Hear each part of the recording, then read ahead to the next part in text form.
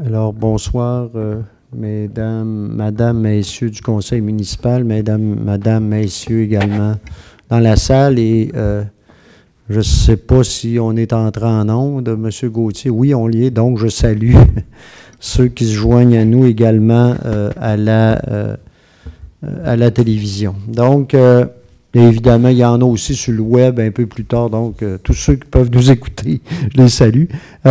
Et sans plus tarder, je vais tout de suite demander à M. Émilien Bouchard de nous faire la lecture de l'avis de convocation et de l'ordre du jour. Avis vous est par les présentes données par le sous-signé greffier de la municipalité qu'une séance extraordinaire se tiendra le lundi 30 avril à compter de 19h à l'endroit désigné, soit au 15 rue Forgette, Baie-Saint-Paul. Les sujets traités seront les suivants, à savoir A. Ouverture de la séance. En B. Adoption de l'ordre du jour. En C. Lecture au dépôt des minutes. Adoption du procès-verbal de la séance ordinaire du 12 février. Et adoption du procès-verbal de la séance extraordinaire du 26 février. En D. Règlement. Consultation publique concernant la demande de dérogation mineure portant le numéro D 2018-07 pour le 8 rue de la Chapelle, suivi s'il y a lieu de son adoption. En 3, consultation publique concernant la demande de dérogation mineure portant le numéro D 2018-08 pour le 155 rue Alfred Morin, suivi de son adoption s'il y a lieu. En 5, consultation publique concernant la demande de dérogation mineure portant le numéro D 2018-09, secteur A Saint-Placide Sud, suivi s'il y a lieu de son adoption. En 7, avis de motion d'un projet de règlement qui portera le numéro R694-2018, ayant pour objet d'amender le règlement sur les PIA dans le but principal de corriger et préciser certains objectifs, certains critères ainsi que la cartographie, et d'amender diverses dispositions du règlement de zonage et sur les permis, les certificats et sur les conditions d'émission des permis de construction. Suivi en 8 de l'adoption du projet de règlement R694-2018.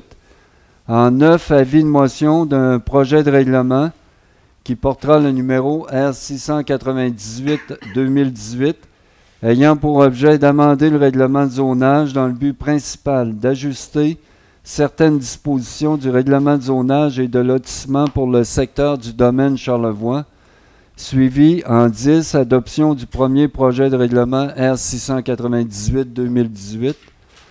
11, avis de motion et présentation d'un projet de règlement qui portera le numéro R696-2018, décrétant des dépenses en immobilisation et un emprunt de 2 325 000 remboursable selon des périodes à être définies à l'intérieur du règlement d'emprunt. En 12, avis de motion et présentation d'un projet de règlement qui portera le numéro R699-2018, n'excédant pas un montant de 1 300 000 remboursable sur une période de 20 ans et visant principalement des travaux de mise aux normes de restauration des postes de pompage et en l'ajout d'un dégrilleur aux étangs aérés. En 13, avis de motion et présentation d'un projet de règlement qui portera le numéro R700-2018, décrétant une dépense et un emprunt n'excédant pas un montant de 2 435 000, remboursable sur une période de 25 ans, visant des travaux de mise en conformité du système de réfrigération de l'ARENA et de l'achat de nouvelles bandes et baies vitrées. Résolution, administration et législation. En 1, nomination d'un maire suppléant. 2, vérification comptable. En A, annulation de la résolution 15-05-183. En B, annulation de la résolution 15-04-157. Et en C, modification à la résolution 14-06-217. En 3, régie des alcools, des courses et des jeux, restaurant La Batture. En 4, calendrier de conservation. En 5, embauche d'un chargé de projet, service du génie. Sécurité publique en 6 salles de formation à la caserne, achat d'ameublement et réfection du local. Dans voirie, hygiène du milieu, 7 programmes d'aide à la voirie locale demande. En 8 programmes d'aide à l'entretien du réseau routier local rapport. 9 achat d'une remorque dédiée à la signalisation de chantier. En urbanisme et mise en valeur du territoire, 10 demande de permis en zone PIA pour le 155 rue Alfred Morin. 11 inscriptions au programme Rénovation Québec 2019. 12 demandes à la Commission de protection de territoire agricole. Utilisation une fin autre que l'agriculture, Ambroise Fafard. Dans loisirs, parc et culture, 13 arénas, mise en conformité des gaz réfrigérants, mandat aux professionnels. 14 aménagements d'un sentier pédestre entre le kiosque touristique et le chemin de la Pointe, résolution d'appui. 15 demandes de subvention au programme d'assistance financière en loisirs des personnes handicapées. 16 les grands rendez-vous cyclistes de Charlevoix, diverses demandes. 17 le Canada en fête 2018, entente de subvention. 18 forum jeunesse, demande de subvention pour la Maison des jeunes dans le cadre du Fonds de développement des territoires. 19 demandes de subvention au ministère de la Culture, développement de la collection de la bibliothèque. En F, affaires nouvelles, délégation, demandes diverses. 1 tournoi de golf, saison 2018, délégation. En 2, le Grand McDon, ralentissement de la circulation le 2 mai. 3, brunch social de l'UPA le 13 mai, commandite de 200 $ et achat de billets. 4, le camp défi tête rasée, commandite 100 $. 5, Éléonore Côté, championnat canadien de judo, aide financière 300 $. Suivi de la période d'intervention des membres du conseil, en H, questions du public, et en I, levée ou ajournement de la séance. Merci, M. Bouchard. Donc, à moins qu'il y ait une demande pour changement à l'ordre du jour, je prendrai une proposition pour son adoption. Propose. M. Duchesne. J'appuierai. Appuyé M. Boily. Donc, au dépôt des minutes, on a l'adoption du procès verbal de la séance ordinaire du 12 février 2018. Chacun des membres du conseil en a eu copie. Il y a eu des questions posées, des commentaires aussi. Donc, s'il y a une proposition pour l'adoption. Proposé. M. Fizette, est-ce que c'est appuyé? J'appuie. Appuyé. M. Duchesne, ça va pour tout le monde? Des questions de suivi ou choses de genre, ça va? Maintenant, l'adoption du procès verbal de la séance extraordinaire du 26 février 2018. Donc, est-ce qu'il y a une proposition? Oui. M. Fizette, est-ce que c'est appuyé? M. Boily. Maintenant, consultation publique concernant la demande de dérogation mineure portant le numéro D 2018. D 2018-07. Donc, pour le 8 rue de la Chapelle. Donc, on est en période de consultation publique. La nature de la demande, c'est d'autoriser une marge de recul arrière. On a ici, voilà, ça là. Donc, une marge de recul arrière de 6,25 mètres pour un agrandissement résidentiel, alors que le minimum prescrit est de 7,50 mètres.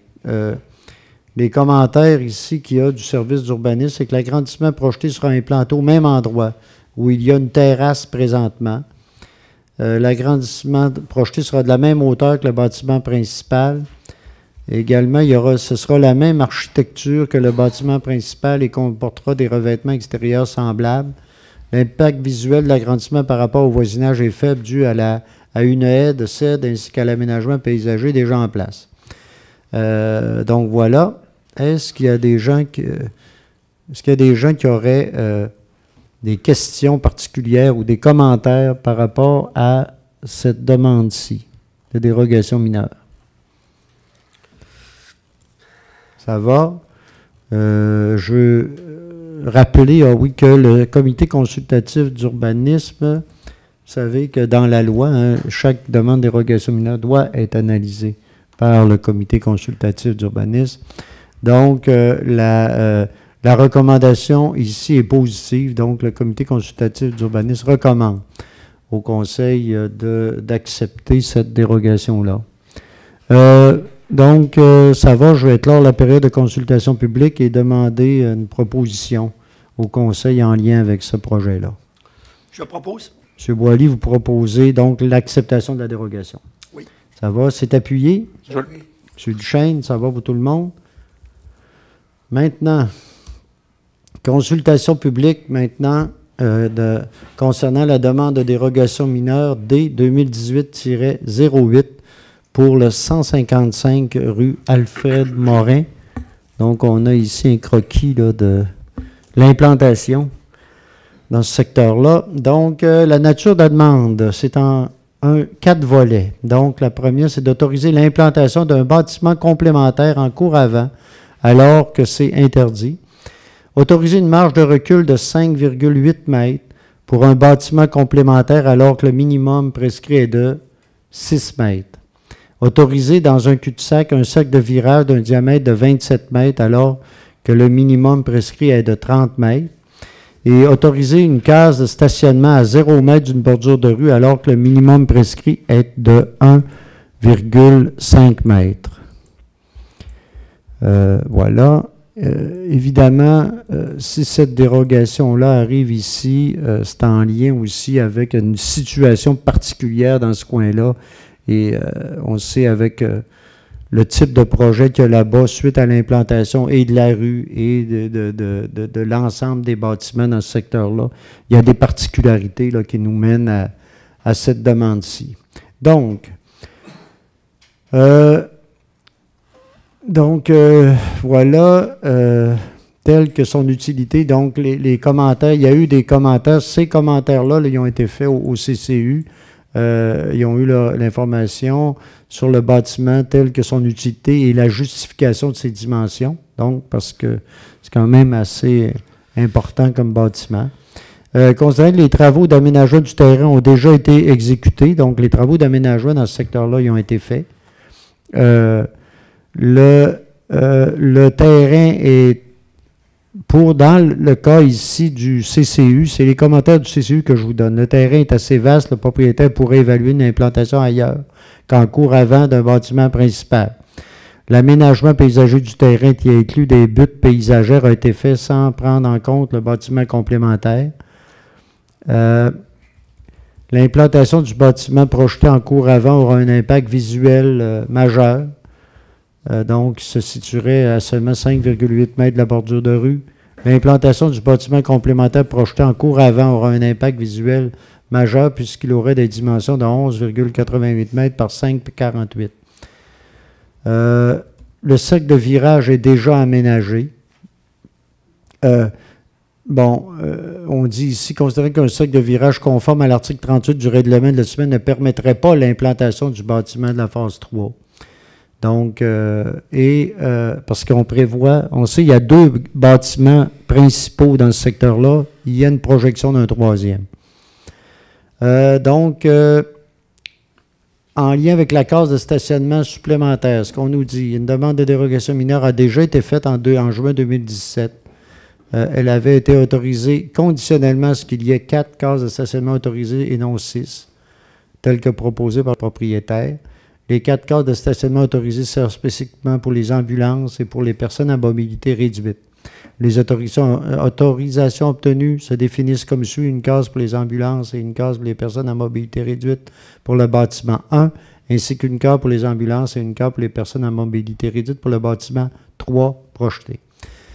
Considérant que la case supplémentaire demandée par cette dérogation mineure est déjà aménagée, et ça sans aucune autorisation. La case de stationnement projetée, prénommée service, est une demande faite à la propriétaire par le CIUS, mais que nous n'avons aucune preuve de cette demande. Les dérogations mineures demandées ne respectent pas l'article 21 du règlement.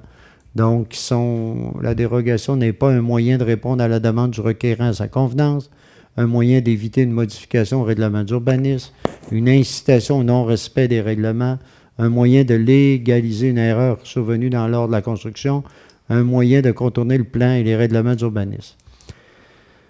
Tous ces considérants-là, au niveau du CCU, dans l'argumentaire du CCU, en arrive à dire que, donc, la recommandation du CCU, là, je vous donne la recommandation, c'est de refuser les dérogations mineures suivantes, soit l'autorisation du bâtiment et la marge de recul de 5,8 mètres. Également, il arrive à autoriser, par contre, le cercle de virage, donc le diamètre de 27 mètres plutôt que 30. Et il est recommandé de refuser la case de stationnement à 0 mètre d'une bordure de rue, alors que le minimum prescrit est de 1,5 mètre. On est en consultation publique. Est-ce qu'il y en a qui sont ici? Je comprends que les propriétaires sont là. Madame, vous pouvez aller au micro.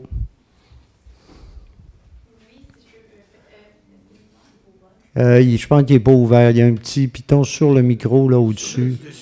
Vous le... Bon, il va s'ajuster probablement, là. Tiens une seconde. Vous m'entendez maintenant? Ah oui, tiens, ça marche. La magie. Ça marche. C'est bon, oui, j'aimerais peut-être ça refaire comme juste un petit tour de piste. Oui, allez-y. Certains connaissent le projet depuis les tout débuts. On est en fin de construction. J'imagine que c'est la dernière fois qu'on est ici pour demander des dérogations afin de terminer ce projet.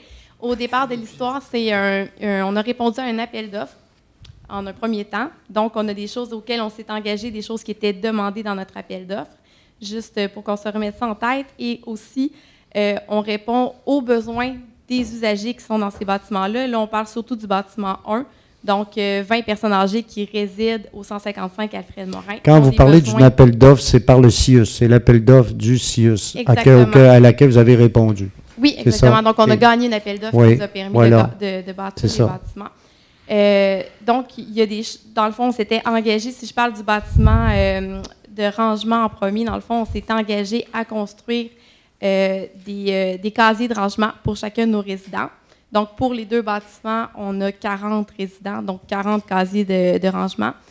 Ce qui explique la superficie.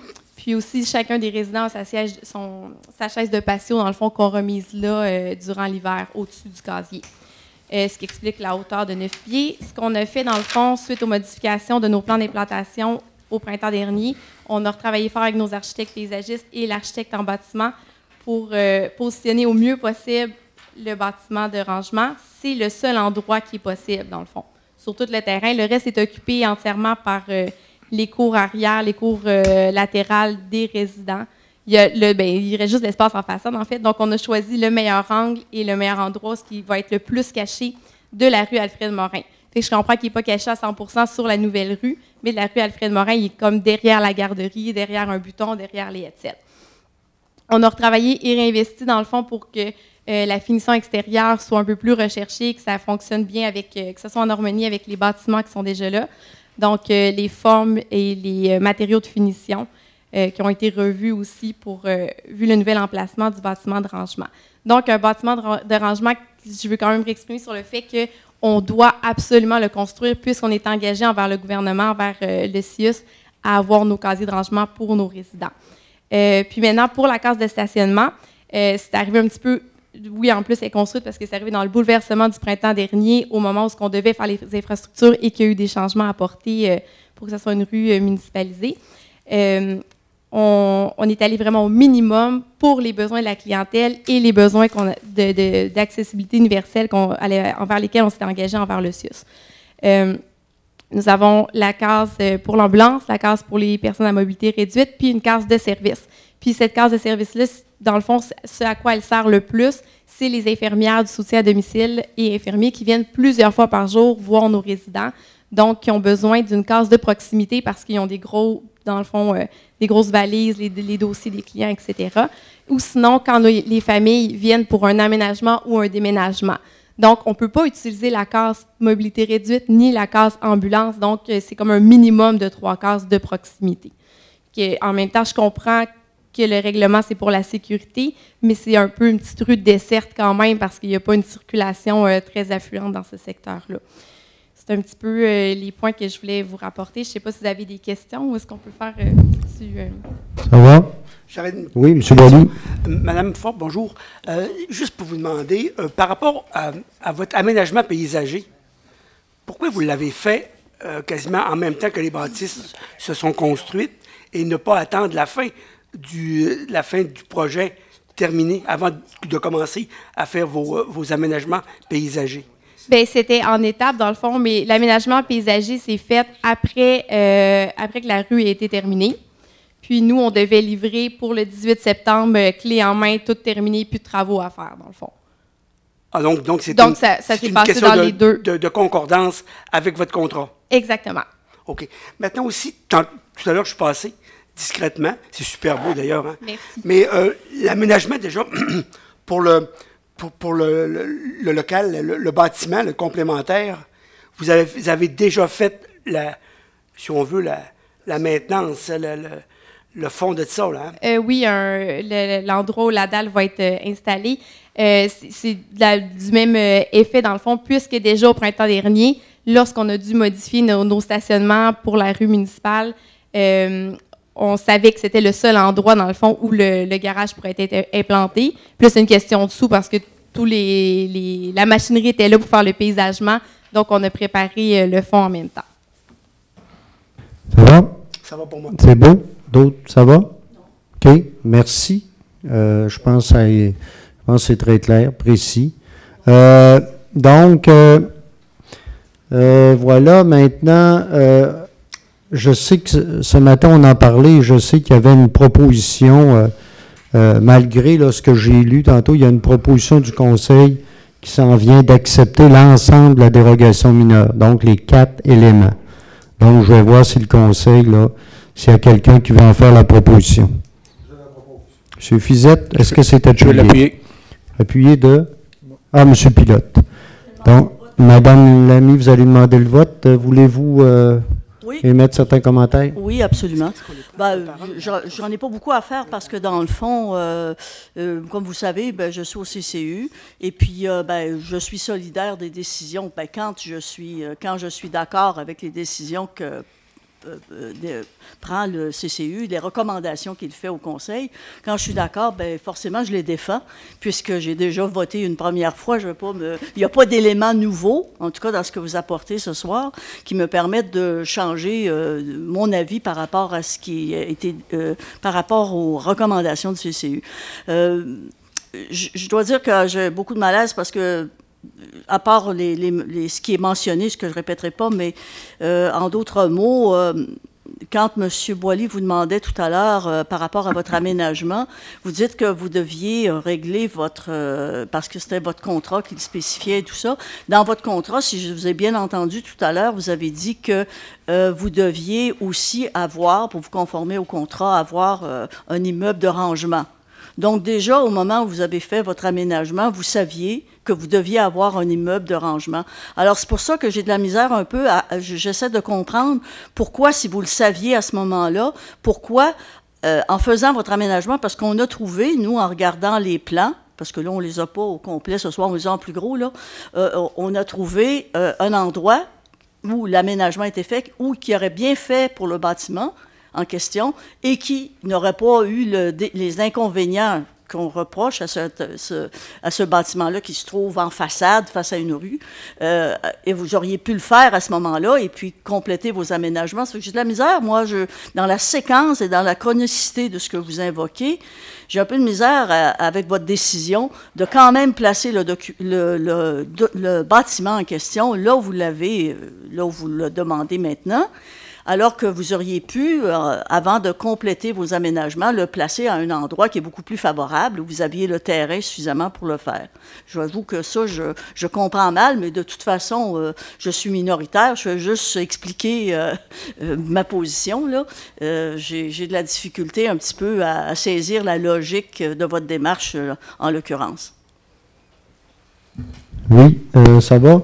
Oui, M. Fizet, vous vouliez ajouter quelque chose? Oui, s'il vous plaît. Madame Lamy, moi, ce que j'en ai compris par rapport à ça, c'est que effectivement, ça avait été prévu au départ à un endroit spécifique, lequel n'était plus praticable en raison d'un déplacement d'espace stationnement, en conséquence de l'établissement d'une rue cercle de virage. Alors, c'est pour ça qu'il n'y a plus vraiment d'espace, puis ça reculait le fameux bâtiment vers le gros ruisseau qui est en arrière de ça. Alors, ce qui fait en sorte que, moi, quant à moi, après avoir regardé tout ça, le meilleur emplacement qu'il puisse y avoir, OK, je suis allé voir sur place, et puis je ne vois pas vraiment ailleurs que derrière la garderie. On ne voit même pas. OK, puis en plus, par rapport à la visibilité, c'est vraiment camouflé de la rue Fred Morin. Et puis pour la nouvelle rue, vous avez quand même un buton avec des arbres qui vont prendre de l'âge, un peu comme toutes nous autres. Alors donc, ils vont être beaucoup plus à même de camoufler bien des choses.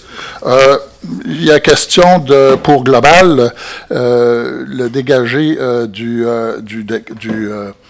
bâtiment, l'implantation du bâtiment en cours avant, bien, on parle vraiment là du côté, pas immédiatement en face du bâtiment, c'est en retrait de la devanture du bâtiment, qui, me semble-t-il, en étant installé de la manière dont les propriétaires veulent installer ça, va donner un meilleur look de cet ensemble-là. OK? Et de un. Et de deux, il est sûr qu'on parle à un moment donné que la marge de recul serait de 5,8 alors que le requis est de 6. Ben là, on parle de 7 pouces, de 20 cm. Je pense que ce ne serait pas un problème que de reculer ça en conséquence. Non, mais je dis ça à tous ceux qui veulent bien. À tous ceux qui veulent bien. Non, d'accord, je comprends ça. Mais vous n'êtes pas la seule à décider, bien sûr, puis je sais qu'on en a discuté ce matin, mais c'est des points de rappel que je voulais pour m'assurer que, parce que si on vote puis on arrive à des conclusions différentes de ce dont on a discuté, ben là, je ne voudrais pas qu'on ait passé à côté de ces informations-là. Concernant la case de stationnement 0 mètre, selon l'article 24 des restrictions, l'alinéa D, aucune dérogation mineure ne devrait être accordée de façon à empiéter sur le fond voisin des vues droites à moins d'un mètre à moins d'un mètre 5. Alors donc, le considérant qui est là, autoriser une case de stationnement là, à 0, alors que l'exigence est de 1,5, moi je considère que ça ne s'applique pas. OK? Bâtiment complémentaire. Selon l'article 22 de l'alinéa 4e, la dérogation mineure ne porte pas atteinte à la jouissance par le propriétaire des immeubles voisins de leur droit de propriété. OK? Et c'est le cas d'ailleurs quand on regarde l'emplacement. Quant à son utilité, Madame l'a bien indiqué, l'obligation pour le centre d'organiser des espaces de rangement pour les effets personnels des résidents et puis pour garer aussi des accessoires d'entretien de l'extérieur. Et puis, concernant la bordure de rue, OK, quand on dit, oui, il y a des travaux qui ont été faits, mais il reste quand même qu'on peut laisser la chance aux coureurs en ce sens que tout ce qui a été proposé pour le transfert de cette rue-là avec virage, avec des tours de virage, là, ça a été visité, puis ça a été comme accepté, puis il y a une chaîne de rue qui a été, comment je dirais, là, qui a été affaissée là, pour permettre l'accès à une structure, à une infrastructure dans ce coin-là.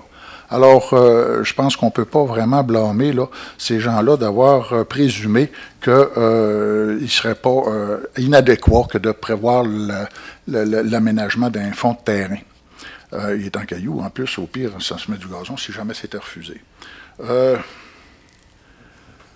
Quand on parle à un moment donné, considérant que le terrain est assez vaste, le propriétaire pourrait évaluer l'implantation ailleurs qu'en cours avant du bâtiment principal, mais cette évaluation-là a été faite, a été réalisée par les propriétaires avec des consultants en architecture, des consultants en génie.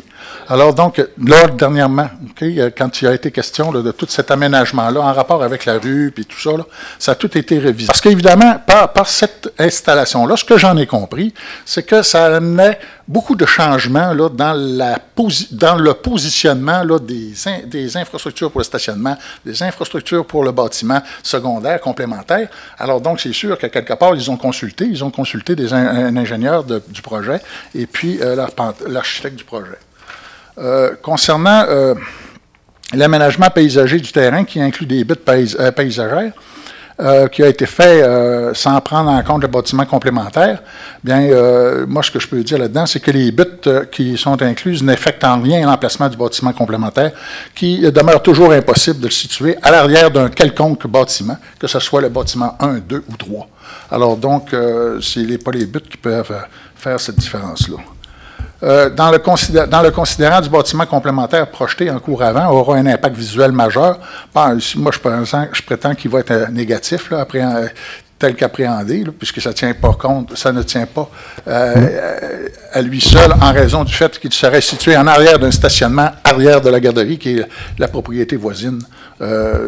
Si jamais ça avait été institué ce slow-là. Hein. Donc, M. Fizette, ça démontre là, votre détermination de ça. Donc, ça va? Oui, et j'espère que mes collègues iront dans le... Voilà, et je pense que ça fait le tour de la question là-dessus. Monsieur, juste expliquer sur quoi on va voter. Moi, j'aimerais qu'on précise qu'on va accepter la demande initiale telle que déposée. Les quatre demandes, on irait à accepter. En fait, la demande de dérogation mineure est en 4 volets. La proposition que j'ai, c'est d'accepter les 4 volets qui sont là. Comme tel que présenté là. La demande de dérogation, je vais les répéter, simplement les répéter, là, pour être sûr qu'on est tous à la même place, là. Et ils sont là, mais moi, je ne regarde pas l'écran, j'ai mal dans le cou, j'ai de la misère à me tourner. Je suis un bonhomme, il faut que je travaille avec mon show. J'ai déjà assez de travailler avec ça, Caroline. Bon. Non, les 4 éléments, c'est d'autoriser l'implantation d'un bâtiment complémentaire en cours avant alors que c'est interdit. Autoriser une marge de recul de 5,8 mètres pour un bâtiment complémentaire alors que le minimum prescrit est de 6. Le 3e élément, autoriser dans un cul-de-sac. Autoriser dans un cul-de-sac un cercle de virade d'un diamètre de 25 mètres alors que le minimum prescrit est de 30. Et 4e, autoriser une case de stationnement à 0 mètre d'une bordure de rue alors que le minimum prescrit est de 1,5 mètres. Voilà, c'est les éléments sur lesquels on vote. Et là, la proposition que j'ai, c'est d'accepter les 4 éléments de la dérogation. Moi, je voudrais simplement... pas ajouter, je ne sais pas si je vais avoir à voter ou pas, je ne l'espère pas, mais ça peut arriver. Mais je veux simplement rappeler le contexte aussi de ce projet-là. Je pense que c'est important de le dire. C'est vrai que là, on travaille ici avec des particularités avec lesquelles il faut travailler. Mais il faut voir que moi, j'ai suivi ce projet-là depuis le début. Et il y en a ici autour de la table qui l'ont fait, mais de près. Et on s'est rencontrés quelques fois. On s'est rencontrés, vous avez rencontré le conseil plusieurs fois. Pas le conseil, mais le CCU déjà, mais aussi le service d'urbanisme, plein de monde à la ville. Et c'est un projet qui est devenu complexe, de par son implantation. Suite à toutes sortes de discussions qu'il y a eu pour implanter ce type de bâtiment-là. La question de la rue a été complexe à régler également. Et ce qu'on a là aussi, les demandes qui sont là, au-delà là, de bien des considérations, on est avec... c'est le résultat de toutes ces discussions-là. C'est pas parfait, mais c'est d'essayer de faire qu'un projet finisse avec quelque chose quand même globalement d'intéressant. Et je pense que c'était... au-delà là, de toutes les considérations, je pense que c'était ça aussi. Puis, donc, je voulais un peu contexter la chose par rapport à ça. Au-delà de ça, voici, j'ai une proposition. Quels sont ceux qui sont favorables à la proposition telle que présentée tout à l'heure? Donc, d'accepter les dérogations mineures sur ces 4 éléments. Donc, ceux qui sont contre?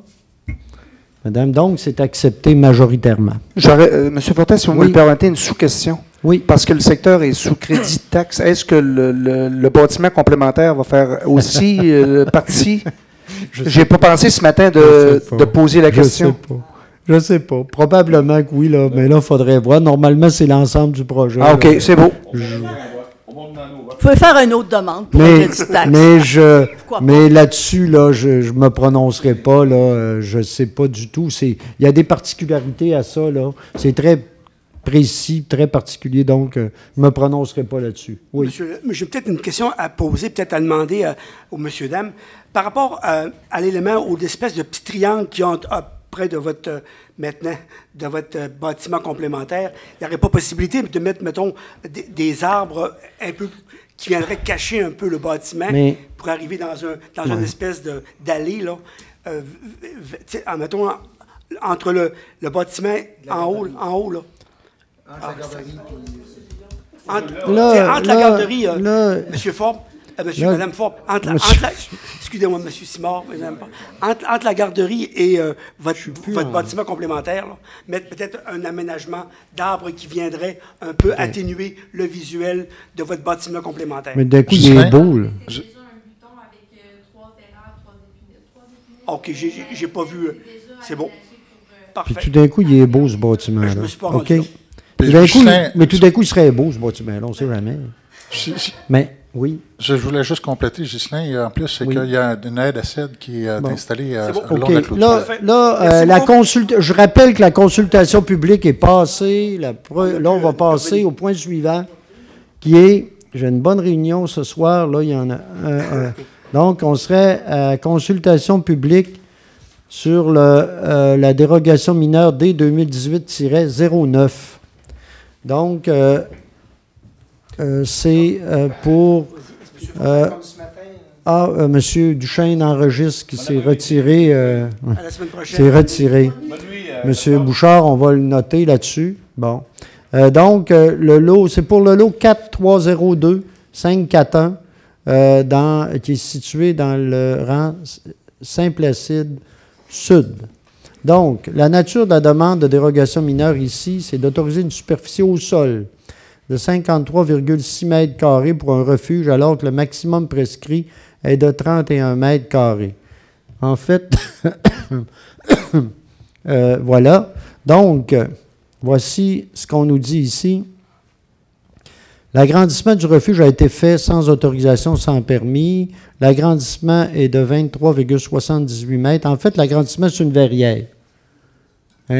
Donc, il y a eu un refuge d'ajouter une verrière. Le refuge est un bâtiment complémentaire et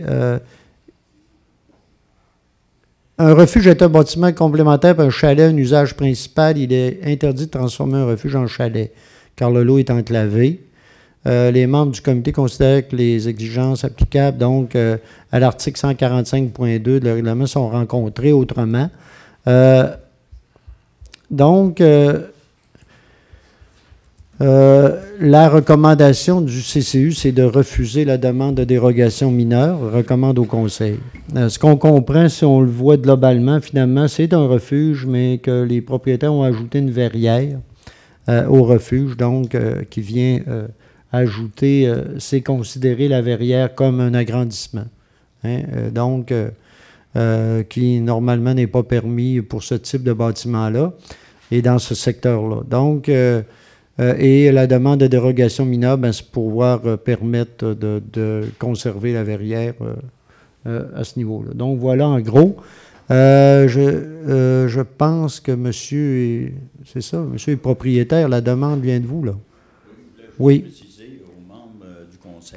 Essayez de remonter le micro un peu, parce qu'il faut vraiment parler dedans. Hein? Oui. Je voulais juste préciser. Parce que je vous rappelle, vous êtes à la télévision. Juste pour vous mettre un peu de...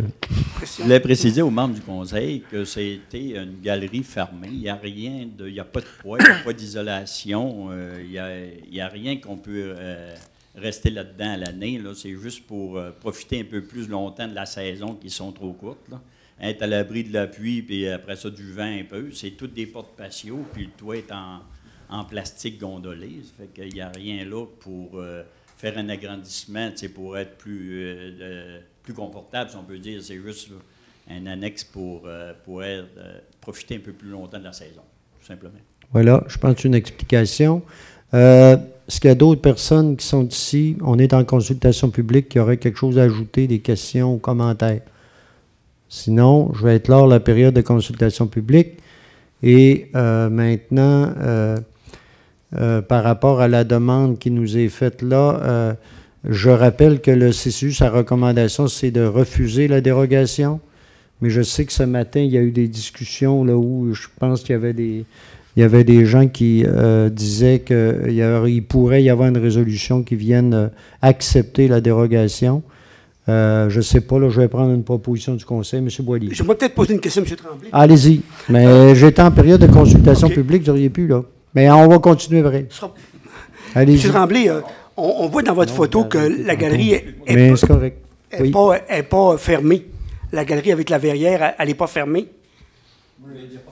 Regardez en dessous, là. Non, en dessous, c'est pas isolé, c'est rien. C'est pas fermé, c'est ouvert. C'est juste un patio ouvert. Avez-vous l'intention de le fermer?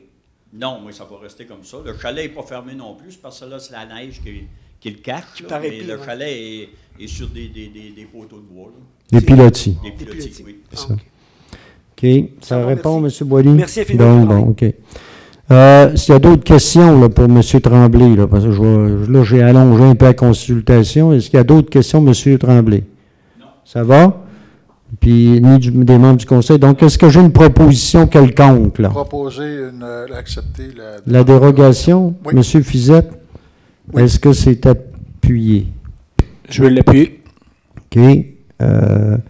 Donc, d'accepter la dérogation, c'est appuyé. Est-ce qu'il y a quelqu'un qui demande le vote? Moi, je vais demander le vote. OK, c'est ça que j'ai. La soirée. Oui, Mme Lamy. La soirée, c'est la soirée de défaite du CCU, alors comme ça que je le prends. Mais... on se demande à quoi ça sert cet organisme-là, mais en tout cas, là encore, c'est pour les mêmes raisons que tout à l'heure. Moi, j'étais solidaire avec le groupe là-dessus, alors je vais continuer à l'être. Puis, je vous souhaite une belle verrière, M. Tremblay. Mais je voudrais juste ajouter, Mme Lamy, là, vous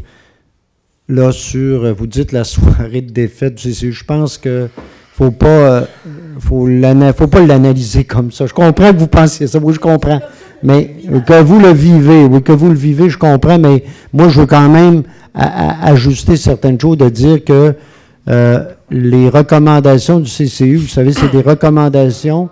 Le conseil peut avoir certaines façons de voir, puis je veux juste dire aussi, puis là, je ne défends rien, je veux juste mettre les choses bien précises, puis dire aussi, rappeler que, à ma connaissance, le CCU, je pense que ce CCU amène à date, dans ses recommandations, il y en a au-delà, il y a 90% des recommandations qui sont retenues par le Conseil. Il ne faut pas le voir dans une journée ou une soirée ou un cas ou un autre. La question des dérogations mineures, souvent, c'est des cas particuliers, dans des situations particulières.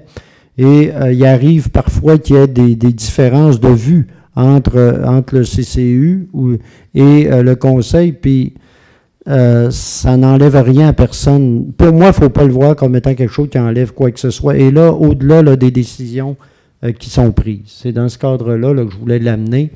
Et je le rappelle, le CCU, ici, là, au Conseil, près de 80, puis un jour, j'ai compté au-delà de 90% d'après moi, qui sont retenus.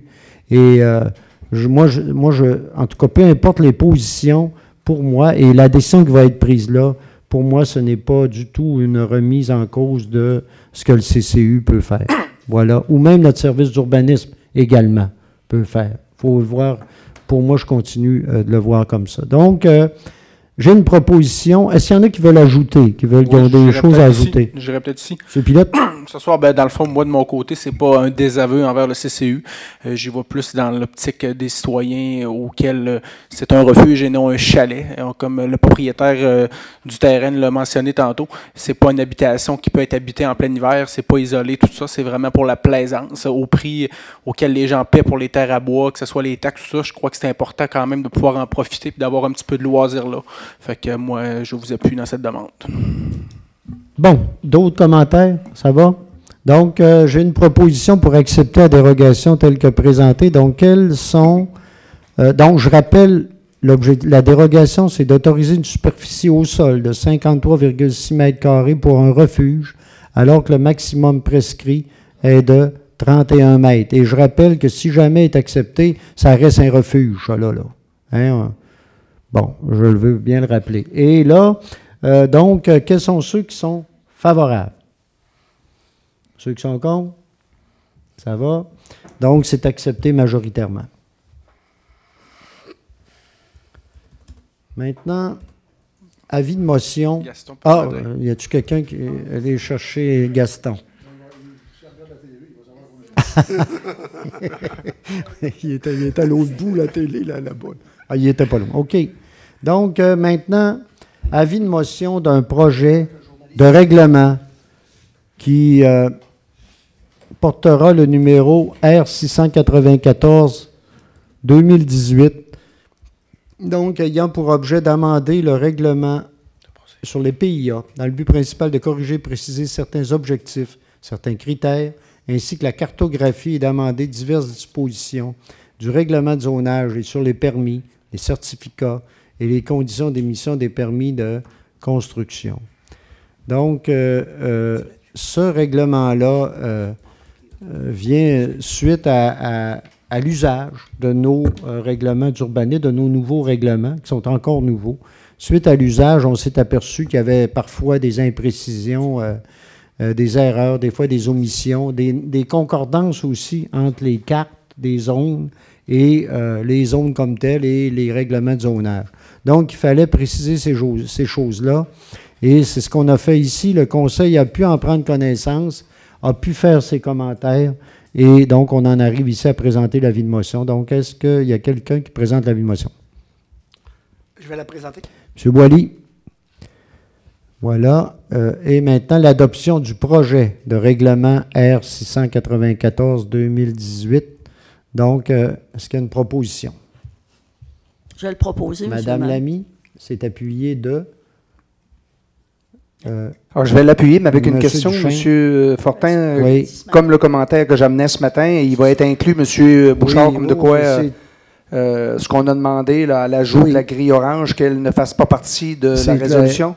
Oui, ça fait oui. partie Donc, du règlement comme tel. Donc, ça me satisfait pleinement. Merci. OK. Donc, vous l'appuyez. Ça va pour tout le monde?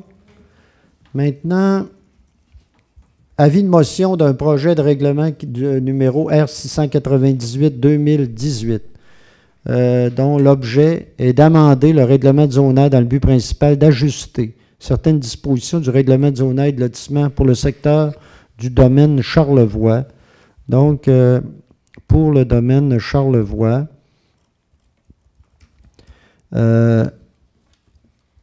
ici, le promoteur désire amender le projet de mini-maison. Vous vous souvenez, on avait adopté un projet qui permettait aux promoteurs, dans un secteur donné, de pouvoir construire ce qu'on appelle des mini-maisons. Donc, déposant en demi-serre afin de ne pas avoir de superficie maximum de plancher. Donc, ça pourrait finalement ne plus être une mini-maison, si je comprends bien. Donc, voilà pour ça. Et le promoteur désire augmenter le nombre de résidences de tourisme autorisées dans le secteur V321, un des secteurs du domaine Charlevoix. Donc, vous vous souvenez qu'on avait dit là-dedans que c'était... il y avait un ratio qui était à respecter, là.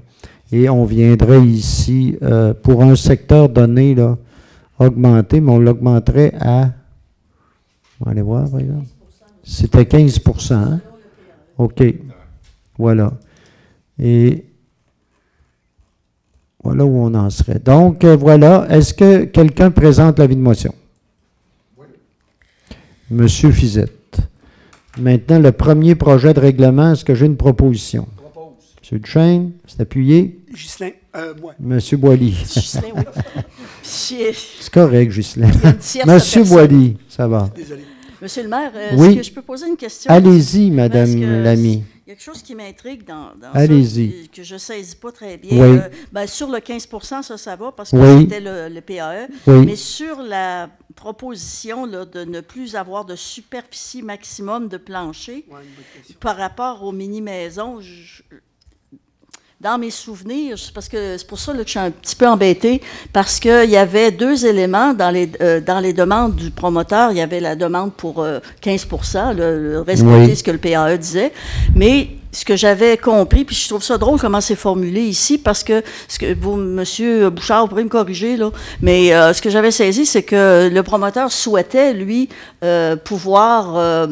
j'avais compris qu'il voulait réduire, effectivement, mais pas pour les mini-maisons, simplement pour pouvoir offrir des maisons régulières, mais sur une surface réduite. Oui. Notre règlement, nous, dit 4000 mètres. Normalement, oui. Normalement, c'est ça, hein? Oui. Et donc, là, ce qu'on faisait, puis avec le service d'urbanisme, là, c'était une question de savoir, est-ce qu'on réduisait à 3000 mètres? Mais il n'y a pas mention de ça ici.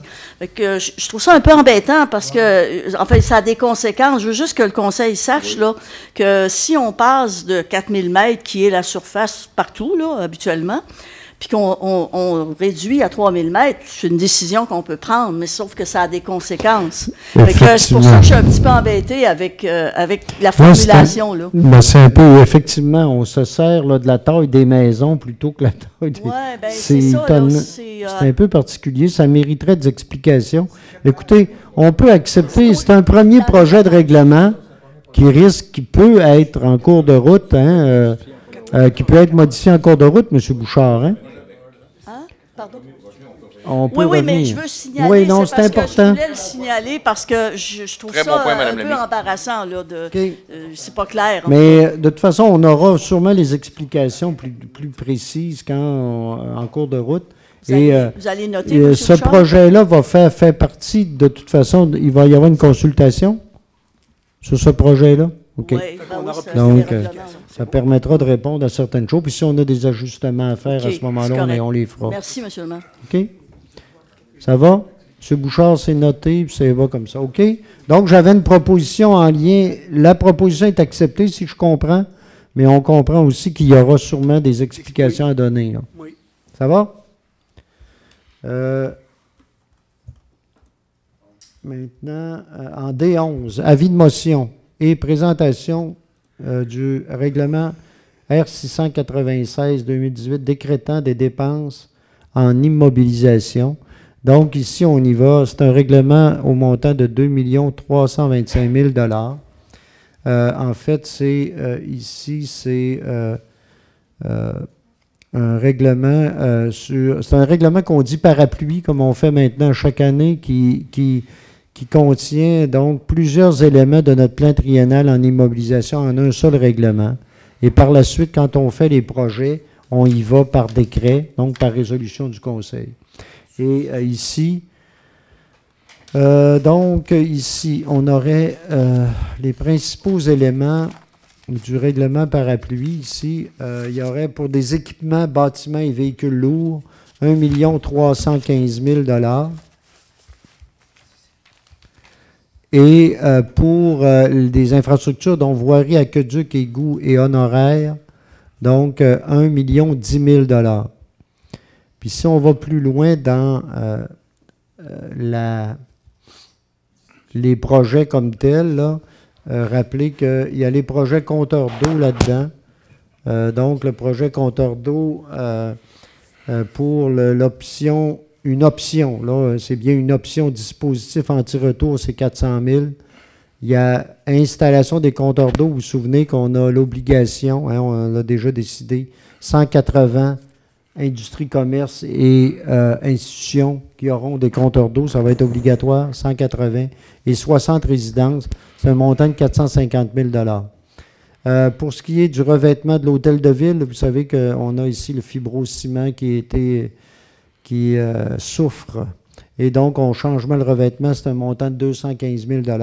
Et il y a l'achat d'un camion 10 roues neuf, 250 000. Camion 10 roues, on commence à modifier notre flotte selon Ségère, hein, selon l'organisme qui nous l'a recommandé. Et tous ces éléments-là étaient dans le plan triennal en immobilisation. Du côté des infrastructures, on a... la réfection de l'aréna, les honoraires pour la phase 2. Tantôt, je vais revenir sur l'aréna, le projet, mais là, on aurait des honoraires pour la phase 2. Vous vous souvenez que l'aréna, ce qu'on a décidé, c'est qu'on ferait une phase 1, qui est le projet au niveau énergétique, de changer la source d'énergie au niveau CO2. On referait la glace, la patinoire, les bandes, les baies vitrées, ainsi que l'éclairage. Et on va présenter, et là, la phase 2 ici, c'est les honoraires pour arriver avec une présentation d'un projet pour revamper l'aréna. Là, on tombe dans les chambres de joueurs. On fait l'extérieur également, on améliore l'accueil Donc, l'ensemble l'ensemble du reste de l'aréna, donc ça va inclure cet aspect-là. Il y aurait, au niveau de l'étude de circulation, la rue Racine, toute la question de la mobilité durable, mais vous savez qu'on doit compléter ici, pour compléter le projet de l'hôpital, on a la rue Racine qui irait sortir ou entrer, parce que là, on va être dans des discussions avec le ministère des Transports, mais la rue Racine va avoir un accès ou non. On veut continuer la rue Racine qui va jusqu'à la rue Fafard. Donc ça, c'est ce qui va se faire. Donc, c'est inclus là-dedans. On voudrait faire un trottoir aussi du côté de la rue Lavoie. Et il y aura le mandat professionnel pour la réfection rue Leclerc. Donc, un total d'1 010 000 pour un règlement parapluie de 2 325 000 $. Donc, est-ce qu'il y a quelqu'un qui présente l'avis de motion? Je la présente. M. Duchesne. Maintenant, avis de motion et présentation du règlement qui portera le numéro R699-2018 décrétant un emprunt. Là, ici, on va décréter l'emprunt. Hein? Non, c'est un avis de motion. Voilà encore. Et donc, là-dedans, on a eu un mandat qui a été donné à des professionnels, donc le 9 avril. Donc, la révision des estimations a été réalisée. Et l'échéancier des travaux, donc, est balisé aussi en lien avec la taxe sur l'essence. Donc, c'est en lien ici avec, en fait, c'est la restauration des postes de pompage et l'ajout d'un dégrilleur. Donc, c'est en lien ici avec notre service au niveau des égouts. Donc, voilà, on va retravailler, je pense, c'est 2 pompes, c'est ça? 2 pompes et installer.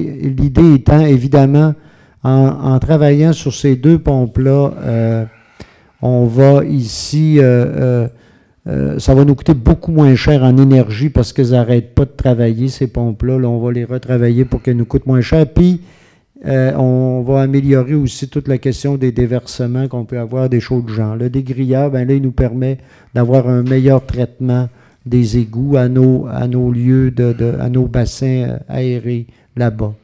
Donc, c'est un maximum de 1 225 000 $ qui était prévu en 2018 pour ce projet-là, sur le règlement parapluie à ce moment-là. Donc, donc, le maximum est de 1 225 000 $ si on ajoute le 220 000 de plus que ce qui était prévu. La planification des travaux, donc, ça fait partie de la planification qu'on a avec la taxe sur l'essence 2014-2018. Nos travaux devront être complétés avant le 31 décembre 2018.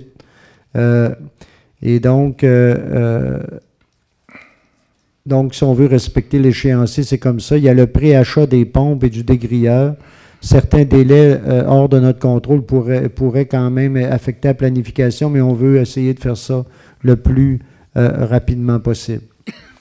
Donc, voilà. Et il y a une bonne partie de ça qui est remboursée par la taxe d'assises. Donc, le mandat a été remboursé à 100%. Et il y a certains aspects donc, qui sont, vous voyez, là, payés par la taxe d'assises. Donc, voilà.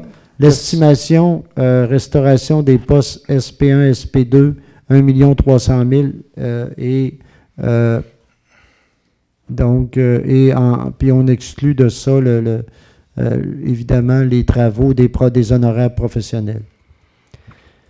Donc, c'est un total de 1 300 000 $ qui est, donc, c'est un avis de motion là-dessus. Excusez, M. le maire, oui. le 1 300 000 qu'on va décréter, plus l'autre à venir tantôt, ça, c'est en plus du 2 325 000 qu'on a, l'avis de motion qui a été déposé. Oui. OK. Mais je rappelle que c'est tout fait, fait en lien avec notre plan triennal en immobilisation. Oui. Puis ça respecte aussi, parce que je vois dans la question, là, que ça respecte aussi la politique financière. Politique financière. pas la capacité de payer, ça, je vous laisse ce discours-là. Moi, je dis, ça respecte la planification financière. Et c'est des services qu'on n'a pas le choix de faire. Là, avec vous. Les questions de pompage, je n'ai pas le choix. Non, on n'a pas le choix. Ça, puis là, ils sont à bout d'âge et il faut vraiment améliorer notre situation. On n'a pas le choix. Puis tantôt, dans ce qu'on a dit dans le règlement parapluie, les compteurs d'eau, c'est la politique gouvernementale avec laquelle je dois me conformer. Et là, ici, il faut bien voir, il y a de l'argent qui a été pris à même la taxe d'assises également, qui nous permet de réduire les coûts là, par rapport à ça. Ça va? Mais M. Fortin, il faut mentionner également qu'il n'y a pas seulement que du foncier à l'intérieur de ça, il y a de la tarification. Donc, quand on parle de ces éléments-là, on va tarifer pour tous les utilisateurs payeurs. Là. Voilà. Donc, voilà pour ces... donc, qui présente l'avis de motion? Ben, je vais le présenter, puisqu'on dépense. Là, bon, allons-y. OK. Préparez-vous pour la prochaine, Mme Lamy. Sinon, je me préparais à le faire. Je peux le faire aussi, moi. Donc, maintenant, en 13, des 13, avis de motion et présentation du règlement qui portera donc le numéro R700-2018, décrétant un emprunt, donc au montant de, je vais arriver au bout de ça, au montant de 2 435 000 $. C'est ce dont je parlais tantôt. On arrive ici avec, c'est le projet d'Arena, la phase 1 de l'Arena de Baie-Saint-Paul, j'en ai parlé tout à l'heure, qui vise à refaire, à passer du fréon au CO2 au niveau de l'énergie. Encore là, on doit se conformer à la politique du gouvernement du Québec qui nous oblige d'ici à l'année 2021, je pense, à modifier, à rencontrer nos objectifs par rapport au gaz à effet de serre. Puis on vous souviendra que dans notre politique de gaz à effet de serre également, c'est un des éléments importants parce que le fréon, c'est un des endroits où on a le plus, où on en dépense le plus. C'est plus reconnu. Donc, on passera au CO2. En même temps, on refait la patinoire, les bandes, les baies vitrées. On referait l'éclairage aussi. On est subventionné à presque 50 %. On aurait une subvention de presque 1 million, je pense. C'est 990 000 ou quelque chose, 980 000 qu'on a pour cette phase-là, qui est annoncée, mais il faut qu'on fasse les travaux le plus rapidement possible. On a des délais à rencontrer. Donc, je l'ai dit tout à l'heure, on irait en phasant. On phaserait, ça, ce serait la première phase. Et on a tantôt, dans le règlement parapluie, parlé d'honoraires pour la deuxième phase, qui est pour un projet d'au-delà de 3 millions et quelques, qui viendrait refaire, comme je le disais tout à l'heure, les chambres de joueurs, retravailler l'extérieur de l'aréna également, revoir l'accueil en général de l'aréna comme tel. Simplement ajouter, puis ça, c'est important de le dire, il y a 2 semaines, on a rencontré des gens ici qui demandaient, il y a des gens même qui ont déjà avancé l'idée d'avoir des salles supplémentaires pour faire une sorte de complexe sportif. La décision du conseil là-dessus, la position du conseil, c'est de s'en tenir à son projet d'aréna tel qui a été présenté. Et on va avancer avec ce projet d'aréna-là. Ça ne veut pas dire que par rapport à la disponibilité de salles, d'équipements, pour d'autres types de sports, il n'y aura rien. C'est pas ça que ça veut dire. On continue la discussion là-dessus, mais ça ne sera pas dans le cadre du projet de l'aréna. Nous, on s'en tient au projet qui avait déjà été monté, qui a déjà été déposé. Donc, voilà. Voilà pour ça. Donc, est-ce qu'il y a... Si vous me le permettez, M. Fortin, juste en ajout, pour la phase 2, les gens le savent sûrement, en février, on a fait une demande de subvention qu'on est en attente. Oui, donc, probablement qu'on va être sujet à recevoir une subvention potentielle. C'est bien de l'ajouter, effectivement. La phase 2 est en demande actuellement. Elle est rendue au ministère dans le cadre du programme là, pour ça. Donc, on attend des réponses d'ici peu. Donc, est-ce qu'il y a quelqu'un qui présente l'avis de motion? La présente. Monsieur Duchesne. Ça va? Maintenant, administration, législation, nomination du maire suppléant. Donc, comme le mandat de Mme Lamy, que je remercie d'ailleurs pour son implication comme suppléante, maire suppléant au cours des derniers mois, les 4 derniers mois, et même plus. On m'a dit que c'est un peu plus, c'est correct. Mais elle a fini l'autre mandat. J'ai fini l'autre mandat. Ça vous fait plaisir, M. le maire, de vous remplacer à quelques occasions, d'autant que c'est pas une tâche énorme. C'est un privilège que de représenter la ville, de toute manière.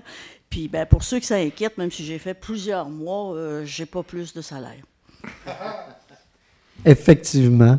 Mais merci encore, Mme Lamy. Donc, je pense que dans certaines occasions, vous avez pu bien représenter la ville et on connaît votre implication là-dessus. Je la salue et je vous en remercie. Donc, maintenant, c'est au tour, donc, si on y va comme on y va normalement, ce serait au tour de M. Fizet, donc au siège numéro 2, pour les 4 prochains mois, qui serait désigné comme maire suppléant. Donc, est-ce qu'il y a une proposition là-dessus? Je propose.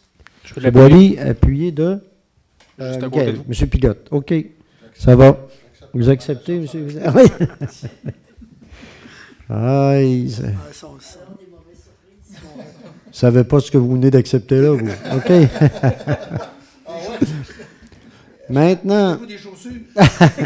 Maintenant, par rapport maintenant au point suivant, donc la vérification comptable. Vous savez qu'actuellement, d'ailleurs, elle est complétée, la vérification comptable. Ça me permet de rappeler que lors de la séance du 14, notre comptable sera, le représentant de la firme comptable sera là pour présenter les résultats financiers de l'année 2017 de la ville de Baie-Saint-Paul. Donc, la vérification comptable a été faite et dans ce cadre-là, il y a quelques éléments là, qui ont été vérifiés puis qu'on nous demande de corriger ou de préciser.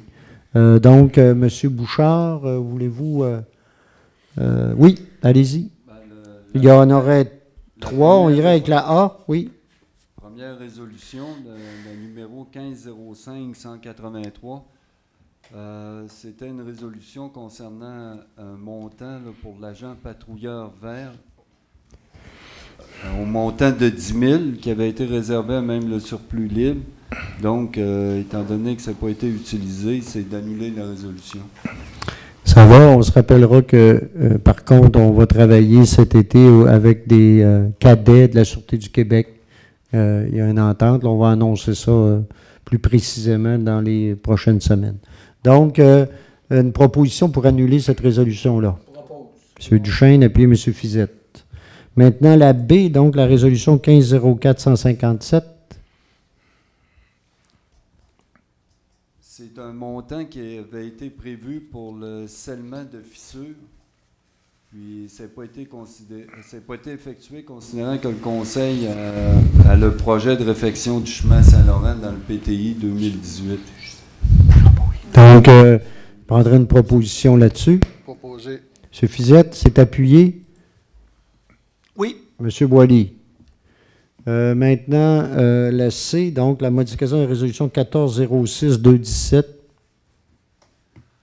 C'est pour préciser, là, la résolution 217, là, c'est le montant de 7 500 qui avait été voté, là, fut payé à même le fonds d'administration et non à même le surplus libre, tel que mentionné dans la résolution. C'est pour faire la correction. Donc, Mme Lamy, vous le proposez? Est-ce que c'est appuyé? Je vais l'appuyer. M. Boily, ça va pour tout le monde.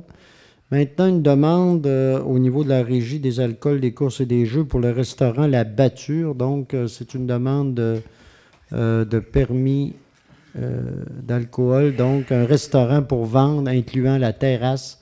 C'est au 7 rue Sainte-Anne à Baie-Saint-Paul. Donc, notre idée ici, c'est de confirmer à la régie que c'est bien conforme à notre réglementation. Donc, est-ce qu'il y a une proposition? Je le proposerai. Je vais le seconder. M. Boily, M. Pilote. Calendrier de conservation, donc, on y va avec la destruction d'archives, donc, le tout conforme avec notre calendrier de conservation qui est approuvé par le ministère de la Culture et on irait ici également procéder on ferait l'entreposage de certaines archives dans le cadre de notre entente de la ville avec le centre d'archives régionales ici à Baie-Saint-Paul et également donc la liste qui a été déposée, remise à tout. On a ici, on le fait dans les règles de l'art, donc avec le centre d'archives et avec les calendriers tels qu'ils nous sont proposés. Donc, ce serait de procéder là, à l'ensemble de ces activités-là dans le cadre de notre travail là-dessus, dans les règles de l'art, donc autrement dit. Donc, est-ce qu'il y a une proposition? Je proposerai. M. Boily, appuyé de M. Fizette. Embauche d'un chargé de projet service de génie. Vous savez, l'an dernier, nous avons, il y avait avec nous qui travaillait M. Sébastien Bouchard, qui a quitté, qui est allé travailler dans le secteur des Laurentides comme ingénieur. Et depuis ce temps-là, on est en processus pour embaucher un ingénieur. Ce n'est pas si évident. Mais là, on arrive avec, suite à plusieurs entrevues avec quelqu'un, là, on serait prêt à engager quelqu'un comme chargé de projet avec nous. Donc, vous savez, c'est important d'avoir quelqu'un, un génie qui est chargé de projet. Souvent, ça nous permet d'être à l'affût de toutes les possibilités et ce que ça nous permet parfois comme des économies parfois étonnantes. Donc, on aura un chargé de projet sur le départ de M. Bouchard. Parmi les candidatures, il y a eu 4 candidats qui ont été rencontrés. Et et tous les tests ont été faits, tout a été fait, et on procédera à l'engagement de M. Mathieu Tremblay, ce soir. Et donc, M. Tremblay a un baccalauréat en génie mécanique. Il va travailler avec le service de génie. Évidemment, en génie, il va faire beaucoup de travail en génie civil, mais l'expertise complémentaire, donc en génie mécanique, pour nous, peut être intéressante. Surtout avec le nombre de bâtiments qu'on a et ce que ça veut dire maintenant. Donc, pour nous, là, ça pourrait être un plus. M. Tremblay commencerait le 14 mai prochain.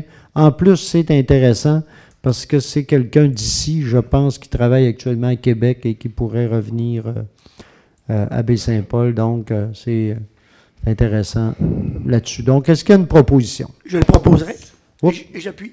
M. Duchesne, appuyé de M. Boily. On le connaît. Maintenant, c'est ça, OK. On l'a élevé. Ah oui, on l'a élevé, OK. Je suis son voisin. Pas loin, semble-t-il, là. Donc, maintenant, au niveau de la salle de formation, donc, à la caserne, vous savez qu'au niveau de la caserne incendie, pour améliorer, c'est un bâtiment qui date, mais qui est entièrement rénové maintenant, on a tout changé. Par rapport à la caserne, on le sait, la ville de Baie-Saint-Paul maintenant est la responsable au niveau de la mise en commun service incendie sur l'ensemble de la MRC. Donc, il est important de compléter les travaux. Et donc, là, maintenant, il y aura une salle de formation. Donc, on peut maintenant, avec cette salle-là, donner de la formation pour l'ensemble de la région, ici, à Baie-Saint-Paul. Donc, ça devient très intéressant. Donc, on améliore le mobilier également. C'est un projet au montant de 18 000 qui va être pris à même le fonds de roulement. Voilà. Et au niveau du fonds de roulement, est-ce qu'il y a une proposition? Je le propose sur combien d'années, monsieur? C'est ça que j'essayais de voir, mais je ne l'ai pas vu. Ça doit être normalement, d'habitude c'est 5 ans, là, mais 5 ans? Ça doit être 5 ans normalement. Ça va, M. Duchesne, est-ce que c'est appuyé? Je l'appuierai. Appuyé, M. Boily. Ce qu'on nous dit ici également, simplement on aura un solde disponible au niveau du fonds de roulement de 370 204 $. Voilà. Maintenant, en voirie, hygiène du milieu, donc programme d'aide à la voirie locale. Donc, ici,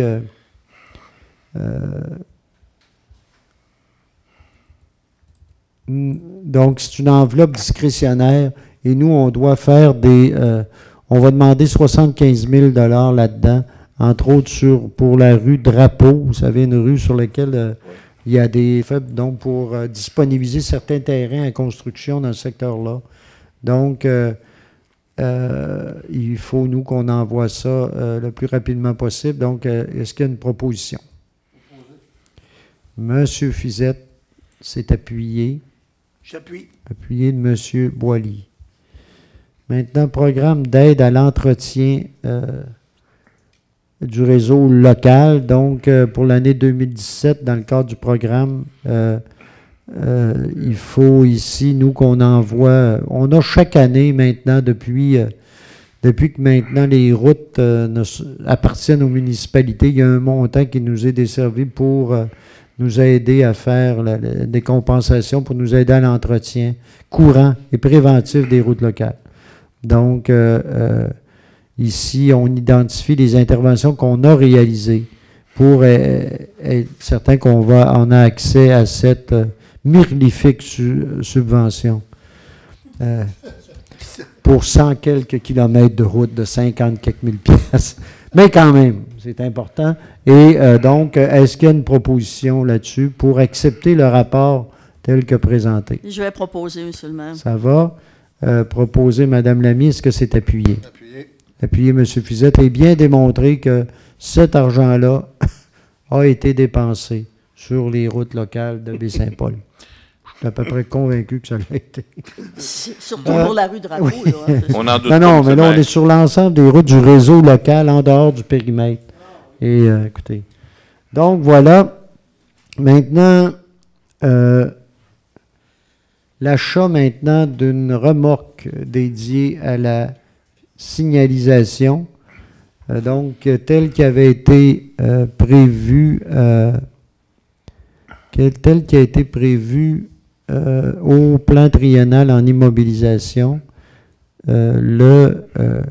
C'est en 2017, le service a procédé à l'achat de balises de signalisation pour renouveler ce qu'on avait déjà. Puis on le sait, on a des exigences importantes maintenant par rapport à tout le balisage qu'on a à faire quand on fait des travaux sur les routes un peu partout. Là. Vous savez combien c'est important. Donc, il nous faut maintenant entreposer tout ça, pouvoir les déplacer. Donc, notre remorque actuelle ne réussit pas à faire tout ça. Donc, on irait... on est allé en appel d'offres et il y aurait une remorque là, au montant de... Ce serait un montant de... par rapport... de 12 000 $ pour l'achat d'une remorque là-dessus. Et ce serait fait à même un règlement parapluie, ça, tel qui était prévu déjà au niveau de l'équipement. Donc, est-ce que j'ai une proposition là-dessus? Propose. Donc, le règlement... Oui, ça va, M. Duchesne. Est-ce que c'est appuyé? J'appuie. Appuyé, M. Boily. Maintenant, au niveau de l'urbanisme, on aurait une demande en zone de PIA pour le 155 Alfred Morin. Et, bon, donc, je vous... on l'a ici? Oui. Voilà. Donc, le 155 Alfred Morin, la nature de la demande, c'est une demande de permis, la construction d'un bâtiment complémentaire. Ici, ce qui nous est dit, considérant que le bâtiment complémentaire projeté est lié à une dérogation mineure et que celle-ci pourrait être refusée, cette demande de permis devrait également être refusée. Ça, je vous donne les commentaires du CCU par rapport à ça. On nous dit ici, les revêtements extérieurs sont... Les couleurs du bâtiment complémentaire projeté sont identiques à celles du bâtiment principal existant. Tous les documents étaient là. La construction, les critères du règlement, en plus des objectifs et critères du règlement sur les PA, la construction est conforme à tout autre règlement applicable, mis à part les actes dérogatoires énumérés au niveau de la dérogation dont on parlait tantôt mineure. Donc, la recommandation, bien sûr, était de refuser, sauf que l'argument... Là, il n'est plus là parce que l'autre a été accepté. Donc, l'argument principal de refuser ici est comme tombé. Je ne sais pas, suite à ça, je pense on en a parlé un peu avant midi, que la recommandation du Conseil, si c'était accepté, donc logiquement, on devrait accepter la construction ici. Donc, une proposition, M. Duchesne, est-ce que c'est appuyé? M. Pilote, ça va pour tout le monde? Ça va? OK. Inscription au programme Rénovation Québec. Donc, vous savez, nous sommes là-dessus. Nous, on a un programme qui a été déjà qui est enclenché pour l'année 2018. Mais on doit pour l'année 2019 déjà se positionner, s'inscrire auprès de la SHQ. Donc, les sommes prévues sont les mêmes que 2018, là. Donc, c'est 51 250 par la Ville, 51 250 par la SHQ, et il faut qu'il y ait vous savez qu'il faut qu'il y ait une participation des propriétaires à ça. Donc, c'est un total de 102 500 $ qu'on a pour des projets à Baie-Saint-Paul en rénovation. On le sait, déjà, on a des projets qui vont être annoncés. On en a quelques-uns qui ont déjà été acceptés. Oui. Il y en a 9 projets. Puis on en a eu, je pense, une trentaine, si je me rappelle bien, qui ont été présentés. Donc, on voit que c'est un projet. Malheureusement, on n'a pas beaucoup d'argent, mais quand même, on voit l'importance du projet et on est très heureux des résultats de ce projet-là. Donc, on va sûrement aller au renouvellement, s'inscrire pour le renouvellement du programme en 2019. Donc, est-ce que j'ai une proposition? Je propose. Je vais appuyer. M. Boily, appuyé de Mme Lamy. Maintenant, demande à la CPTAQ, donc il y a une demande Ici, on a une demande d'une dame là, qui veut se construire dans le secteur du chemin de la Pointe, si je me souviens bien, et voudrait installer en zone agricole, installer un local commercial en zone agricole. Donc, les usages seraient genre salon d'esthétique, massothérapie et soins personnels. Les usages seraient complémentaires à la résidence unifamiliale isolée dans ce coin-là. Donc, non, Ambroise-Fafard, excusez, c'est pas Chemin de la Pointe, effectivement. Merci merci de me le préciser. C'est sur Ambroise-Fafard, effectivement.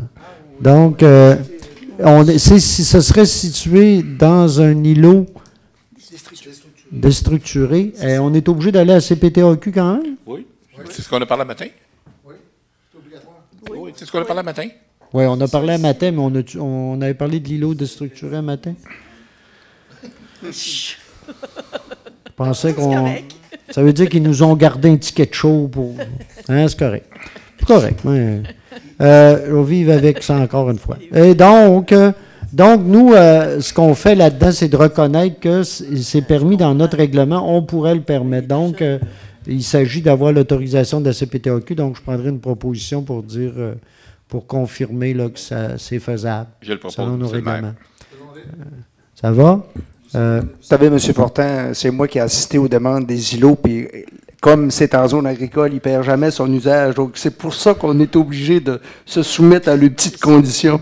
Oui, c'est correct. C'est correct, j'ai compris. Donc, on a une résolution, là? Oui. Appuyée, ça va? C'est bon. Donc, maintenant, loisirs, parcs et culture, donc, donc pour l'aréna. Attendez un petit peu, là. Le 2 400 000. OK. L'aréna, mise en conformité des gaz réfrigérants, mandat professionnel. Donc, voilà, dans ce cadre-ci, donc, on irait... je vais grossir mon affaire parce qu'on écrit des affaires. Donc, considérant que les lois du gouvernement obligent les propriétaires des arénas du Québec de se conformer et remplacer, donc, comme je le disais tantôt, les gaz non conformes avant 2020. Donc, on a une subvention là-dedans, là, au montant de 987 000 $. Donc, c'est réparti là, de différentes façons et on l'a présenté tout à l'heure. Donc, il y aurait un 5 % ici. Dans notre règlement d'emprunt, il y aurait un 5 % donc 121 750 $. Donc, on viendrait ici là, ajouter là, un montant de 100 000 $ au niveau des honoraires professionnels qu'on prendrait donc au surplus libre.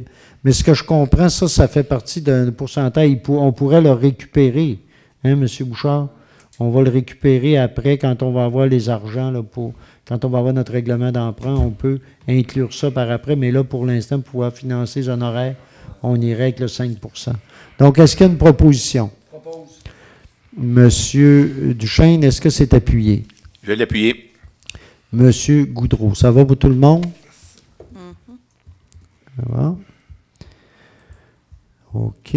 Donc, maintenant, aménagement sentier pédestre, donc, entre le kiosque touristique à Saint-Antoine et le chemin de la Pointe. Donc, ça fait un bout de temps qu'on travaille avec les sentiers de la capitale, Sentiers transcanadiens, la MRC également. L'idée étant de rejoindre les sentiers donc, au niveau des sentiers des Caps, les sentiers Gabriel-Leroy, et de pouvoir en arriver jusqu'ici à Baie-Saint-Paul, puis rejoindre Sentier du Gouffre, Sentier des Florents, puis se rendre même possiblement jusqu'à la grande traversée de Charlevoix. Donc, ça devient un réseau là, vraiment intéressant. Donc, les Sentiers de la capitale font une demande au ministère de l'Éducation et de l'Enseignement pour obtenir une aide financière pour réaliser le sentier, et on doit appuyer la démarche à ce niveau-là.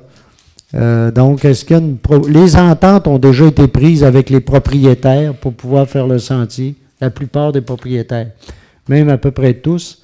Il y aura un bout qui va être sur le chemin, qui va descendre au niveau du kiosque d'information, puis le chemin Saint-Antoine-Sud, ou peut-être il y a un terrain qui appartient à la ville, je pense, qui est dans un boisé, donc, qui est plus intéressant que le chemin Saint-Antoine-Sud. Puis le reste, ben, il y a une terre au complet, il y a une entente qui a été faite avec un propriétaire pour pouvoir descendre, partir de Saint-Antoine et descendre jusqu'au chemin de la Pointe. Question seulement, parce qu'on n'a pas eu le temps d'en discuter aujourd'hui. Est-ce que ça, parce que ça fait longtemps qu'on travaille sur ce projet-là, là, est-ce que ça complète, on arrive où exactement? On arrive au chemin de la Pointe. On arrive au chemin de la Pointe. Donc là, on a complété la descente. Là. Oui, on complète la descente, on arrive à Baie-Saint-Paul au chemin de la Pointe. Là, après, il resterait le raccord. Si après, jamais ça fonctionne, on arriverait à la passerelle. Ça arriverait à la passerelle, si jamais ça se réalise. Voilà. Donc, parce que là, c'est le dernier bout, descendre de la montagne. Oui, pour arriver là. Oui. Parfait. On y arrive. Merci. Si vous permettez, pour une information supplémentaire, à partir de Gabriel-Leroy, aller jusqu'au site d'observation, c'est fait, ça, ce bout-là? Il est en train de se compléter. Il est en train de se compléter, effectivement. Merci. OK. Donc, est-ce qu'il y a une proposition d'appui à ce projet-là? Il faut rappeler aussi que la Ville de Baie-Saint-Paul, depuis quelques années, au comité pour les sentiers, on met, nous, 7 500 $ par année depuis au moins 5 ans à ce comité-là aussi pour la réalisation et moi, je participe au comité là, de suivi de ces sentiers-là. Je vais le proposer. Madame Lamy, vous le proposez. Est-ce que c'est appuyé? Je vais l'appuyer. Monsieur Goudreau. Demande de subvention au programme d'assistance financière en loisirs. Donc, des personnes. Attendez un peu.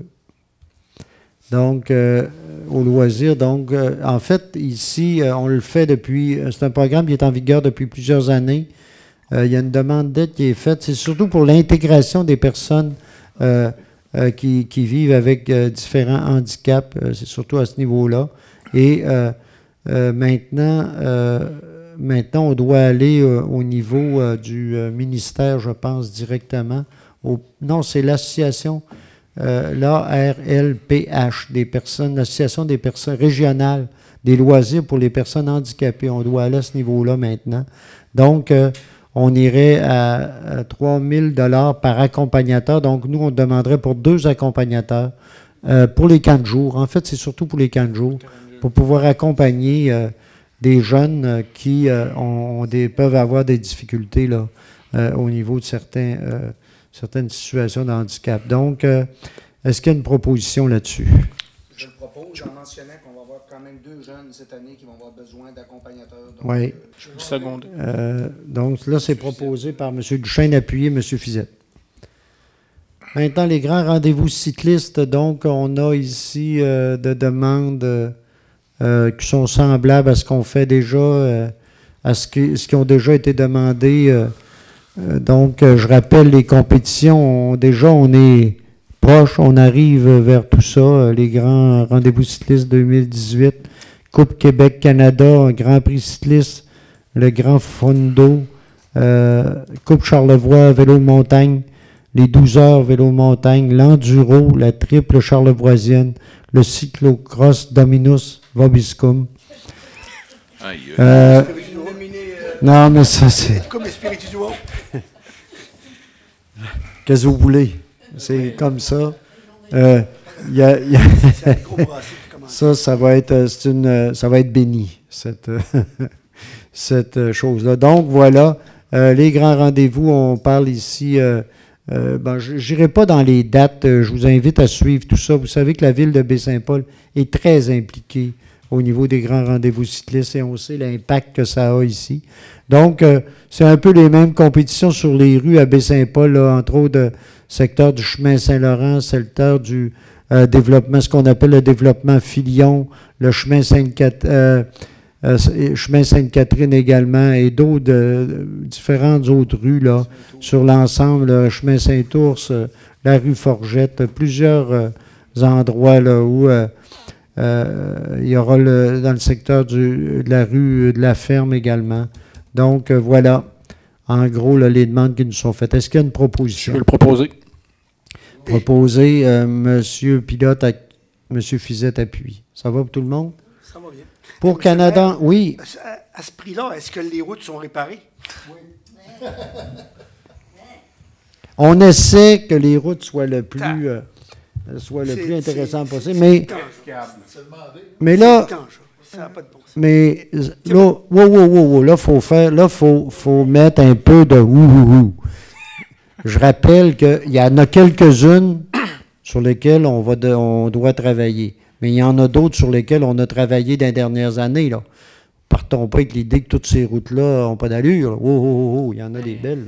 Si je peux ajouter, je suis comme le responsable des premiers soins des bénévoles pour les grands rendez-vous cyclistes. Là, puis on joue quand même d'une belle réputation au niveau de la scène provinciale. Même il y a des gens des autres provinces canadiennes, il y a des gens des États-Unis, tout ça. Et il y a très, très, très peu de blessés sur le circuit du Grand Prix cycliste. Il y en a quelques-uns, c'est évident. Là, mais il y a peu de blessés. Donc le réseau routier... doit quand même bien se porter pour ces événements-là. Merci, M. Pilote, de l'ajouter. Mais non, mais ça n'empêche pas, M. Boily, qu'effectivement, ça ne veut pas dire qu'il n'y a pas rien à faire. On le sait, Saint-Laurent, on le sait qu'il y a de l'ouvrage à faire. Mais la majeure partie sont pas sur le secteur de Baie-Saint-Paul. On a quand même aussi fait... Les accidents ont lieu dans le secteur de l'Est, majoritairement. Ben là, par exemple, ça mais non, je veux juste ajouter que... quand même, il y a des efforts qui ont été faits pour l'amélioration de nos routes. Il y en a encore à faire. Simplement, ajouter ça. Voilà. Donc, maintenant, Canada en fête, E17. Donc, le Canada en fête, c'est dans le cadre des fêtes du Canada, on a des ententes à faire avec le gouvernement pour les subventions qu'on va avoir pour organiser la fête. Donc, est-ce qu'il y a une proposition là-dessus pour pouvoir signer les ententes? Proposition de signature? S'il n'y a personne qui propose, je vais proposer. Oui, pas de problème, je propose. M. Boily, ça va, est-ce que c'est appuyé? Oui. M. Fizette. Maintenant, Forum Jeunesse demande de subvention pour la maison pour la maison de jeunes ici, dans le Forum Jeunesse. Dans le cadre du pacte rural, ce qu'on appelait le pacte rural, mais maintenant, c'est dans le cadre du Fonds de développement des territoires. La MRC de Charlevoix reçoit des demandes à chaque année et il y a 5 000 $ qui va... pour la municipalité, mais en fait, nous, on délègue forum jeunesse au niveau de la Maison des jeunes ici, mais on doit faire la demande là, pour que Forum jeunesse puisse toucher son montant de 5 000 $. Donc, est-ce qu'il y a une proposition? Je vais le proposer.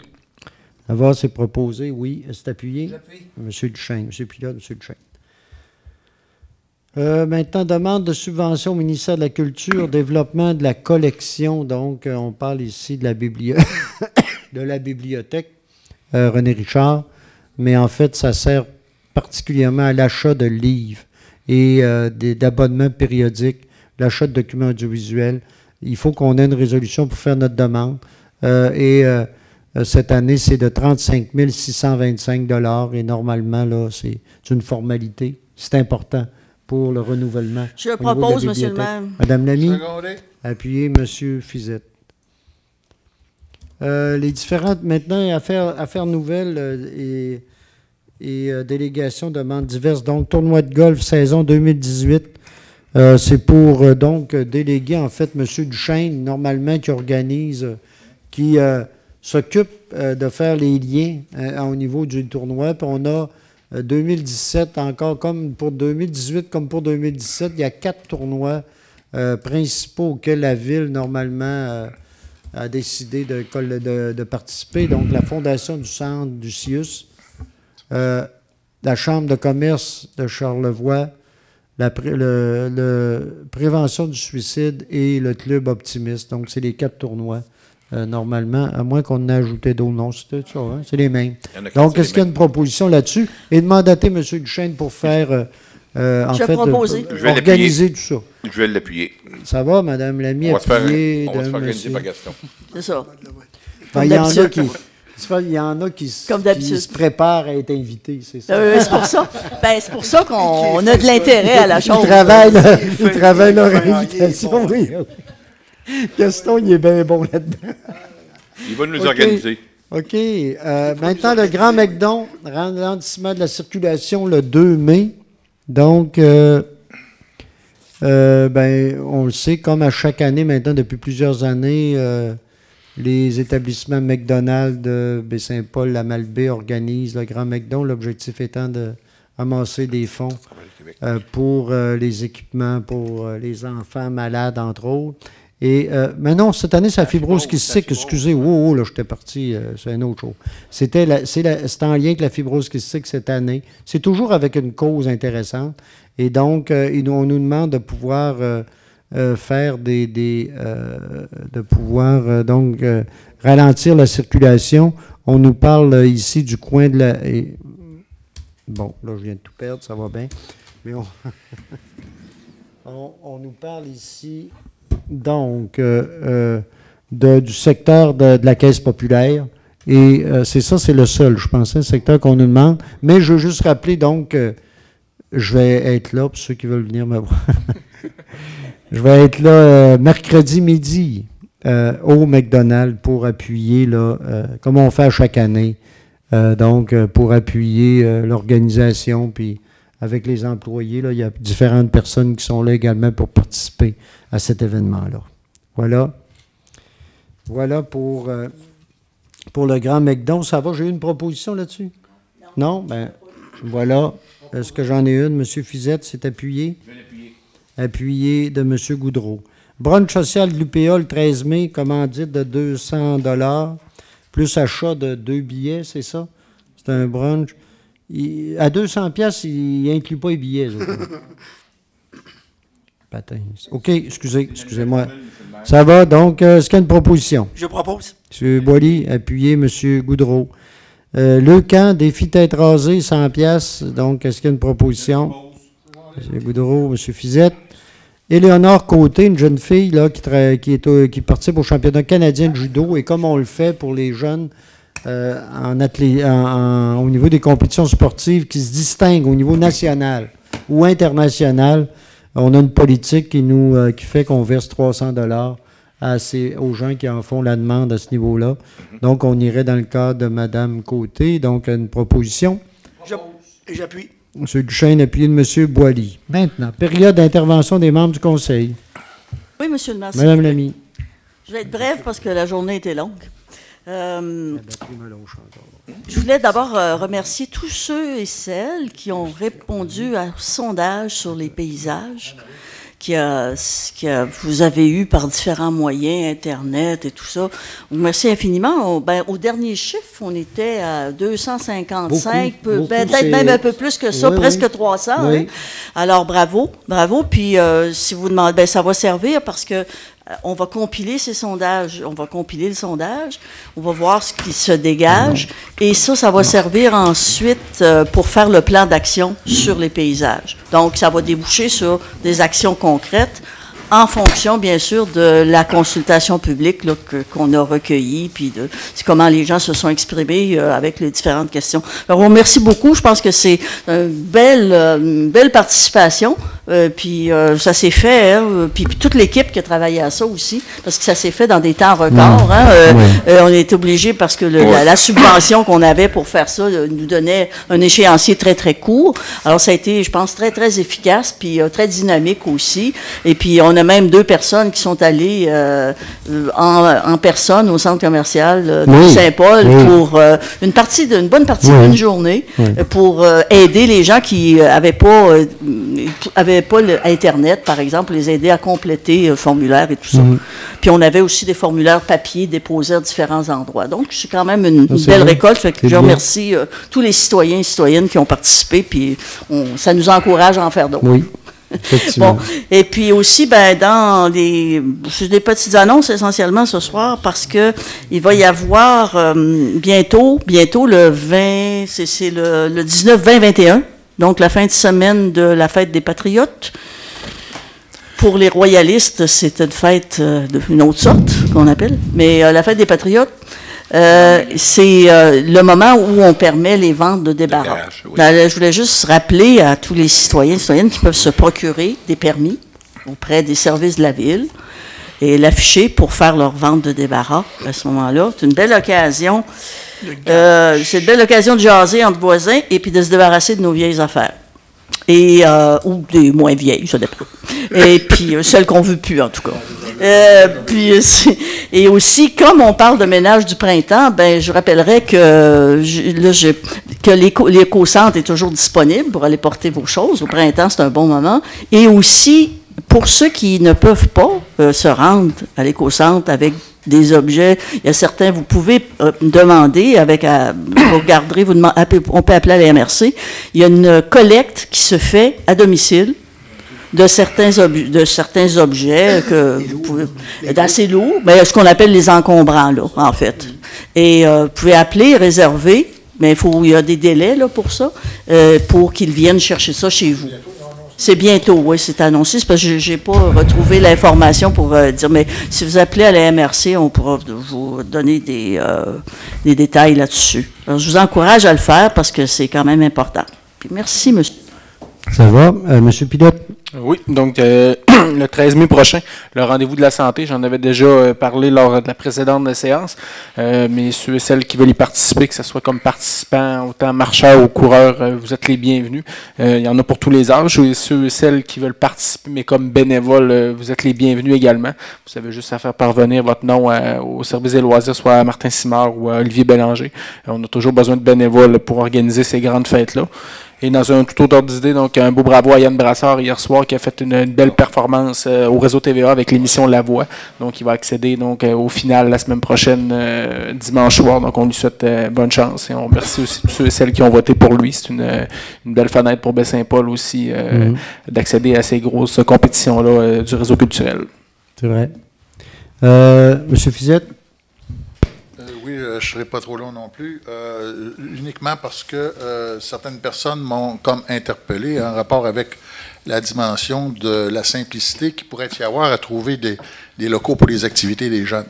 En fait, c'est pas simple dans les faits parce que c'est un besoin qui est important, on est tous conscients de ça, et ce besoin-là, il doit trouver des réponses dans le court, dans le moyen et dans le long terme. Alors, c'est sûr qu'en plus, chacune de ces activités-là ont des exigences particulières. Donc, ces spécificités-là, il faut en tenir compte quand on songe à des différents espacements pour pouvoir assurer ces activités-là. Je voulais juste ajouter que le Conseil est très sensibilisé et intéressé et impliqué pour répondre à ce genre de besoins-là, à cet ensemble de besoins-là. Maintenant, on est aux prises avec certaines contraintes. On sait qu'on a un budget à respecter. Et c'est des coûts quand même assez exorbitants, surtout quand on veut penser au long terme. Alors, il faut avoir le courage de la patience pour pouvoir en arriver à voir surgir là, des solutions à l'avantage de tout le monde. Mais ça reste quand même un intérêt pour nous autres, parce que la qualité de vie dans notre milieu, ça passe également par ce qu'on peut offrir à nos familles. Merci. Merci, M. Fizet. Oui, M. Goudreau. Excusez, pour faire un peu un pouce sur ce que M. Fizet vient de dire. La dernière assemblée du Conseil public m'a interpellé, pas parce qu'on a rempli la salle, c'était la première fois que ça m'arrivait, mais par le contenu et les messages. Les messages qui ont été véhiculés, à savoir que nous, les membres du Conseil, on est assis, on regarde la parade passer, il y a un exode des jeunes, on ne fait rien pour retenir nos jeunes. Quand je suis arrivé chez nous, la première question qui m'a interpellé avant d'aller me coucher, c'est de dire, qu'est-ce qu'on fait pour nos jeunes? Regardez, je vais le montrer à la télévision, là. Ça, c'est le budget 2018. Le deuxième poste en importance financière de la municipalité, après le remboursement de la dette, c'est loisirs et culture. 15,36% du budget est alloué aux loisirs et à la culture. 15,36% de quoi? On a un budget de 17 millions. Donc, si je fais les chiffres, un peu comme M. Fizet disait, on veut tous que nos jeunes aient tout ce qu'ils méritent. Présentement, on alloue aux loisirs et à la culture 2,7 millions de dollars par année. Moi, c'est le message là, que je veux vraiment transmettre. En tant que conseiller municipal, on a tout à cœur que notre jeunesse reste ici. Et puis, que moi, j'ai 60 ans aujourd'hui, ou j'en aurais 40 ans, je ne veux pas faire de l'âgisme, mais une chose que je veux qu'on tienne, c'est que ce conseil-là, il est pour la jeunesse. Que ce soit Mme Lamy, du plus jeune au plus vieux, on est tous pour la jeunesse. Mais on est... Non, monsieur Fizet, mais à quelque part, il faut aussi y aller selon la capacité de payer. Puis c'est ce que moi je retiens. Qu'à quelque part, est-ce qu'on peut faire mieux avec ce qu'on a? Peut-être. Mais quand je regarde une municipalité de 7000 habitants, 7300, faites le décompte à 2 700 000, c'est beaucoup d'argent. Puis l'autre point que je voulais faire, c'est ma nouvelle phobie depuis que je suis à la retraite, c'est les lumières de rue. Si vous en voyez une allumée, le jour. Appelez le jour, puis qu'il fasse soleil. C'est allumé le soir, c'est correct. Mais attends, okay. Monsieur le maire, vous riez bien, j'ai dit répertorié, j'en ai rapporté 57. Et puis, à quelque part, c'est dans le cadre de bien durable, on veut une ville cap qualité. C'est bien beau d'arriver tout ça, mais je reviens encore à dire, si vous sortez dehors, puis il fait clair, puis que la lumière est allumée, il y a un problème. Merci. Oh, mais il y avait un philosophe qui se promenait dans le jour avec une lumière allumée. Hein? Oui. C'était Diogène, je pense. En tout cas, bon, juste pour rappeler ça. Mais pour juste mentionner pour M. Goudreau, là, il y a les saines habitudes de vie aussi que le Conseil favorise dans tous les budgets qu'on met de l'avant. Oh oui. Il n'y a pas seulement que la jeunesse, il y a les saines habitudes pour l'ensemble de la population. Je peux vous dire que je fais ma part dans les saines habitudes de vie en marchant tous les jours. Merci, M. Goudreau. M. Boily. Ben, en fait, je complète un peu dans l'organisation un peu de la discussion quand on parle de saines habitudes de vie. Moi, j'ai peut-être un petit mémo à envoyer aux gens par rapport à la coop santé. On va rester à peu près dans le même terme, ou dans le même thème. Plusieurs citoyens et citoyennes n'ayant pas de médecin, de famille, ne sont pas inscrits au guichet d'accès à un médecin. Donc, le ministère de la Santé se fie au nombre exact de patients orphelins pour attribuer davantage de médecins pour répondre aux besoins des gens de Charlevoix. Donc, mon appel est un peu, mettons, de se remémorer qu'il y a beaucoup de médecins qui sont peut-être appelés à partir à la retraite, d'autres veulent venir, mais sont, par la loi ou par l'organisation du milieu, sont un peu, mettons, contraints de se fier un peu au nombre de patients qui ont à desservir dans le comté. Donc, ceux qui n'ont pas de médecin et ceux qui vont le perdre ou qui l'ont perdu, ça serait peut-être bon de s'inscrire. Et ça, moi, je n'ai pas inventé rien. C'est dans l'informateur du mercredi 28 mars. Tout est indiqué en termes par Internet et également par un numéro de téléphone.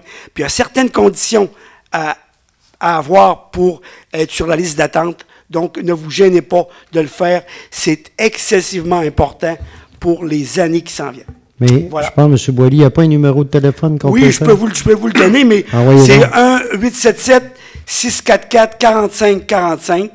Donc, c'est 877-644-4545.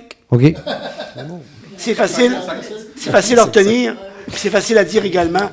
Merci infiniment. C'est beau, merci, Ghislain. Oui, là, il y a M. Pilote qui va ajouter, M. Fizette après. Après, M. Fizette. C'est beau. Si je peux juste me le permettre, on parlait de la coop de santé, mais ce qui est important de mentionner, c'est que les gens n'ont pas nécessairement besoin d'être membres de la coop de santé pour s'inscrire au guichet pour un médecin. Des fois, il y en a qui pensent ça, là, mais le GMF et la coop, c'est vraiment deux choses distinctes. C'est beau, merci infiniment de le mettre clair. OK. Donc, je vais juste aussi ajouter, M. Boily, que si les choses n'ont pas changé, le fait de présumer la perte de son médecin n'est pas un motif acceptable pour s'inscrire sur la liste. Non. Alors, c'est ça? C'est beau? Mais si tu le prévois, OK, c'est beau. Non, il faut que tu attendes. Il faut que tu attendes que tu sois orphelin. Là, ça va bien, là, mêlez-nous pas. Là, il y a un numéro aussi. Asseyez-vous, puis on fait quelque chose. C'est correct. Moi, je n'ai rien ajouté. Là, je pense que tout est pas mal dit pour asseoir. Il y a période de questions du public. Y a-t-il quelqu'un, quelqu'une, qui aurait une question? Un commentaire ou quoi que ce soit. Sinon, je vais prendre une proposition pour la levée de l'Assemblée et vous remercier pour votre présence, mais vous dire aussi que la séance ordinaire du Conseil va avoir lieu le 14 mai à 19h ici à la salle du Conseil. Merci, bonne fin de soirée.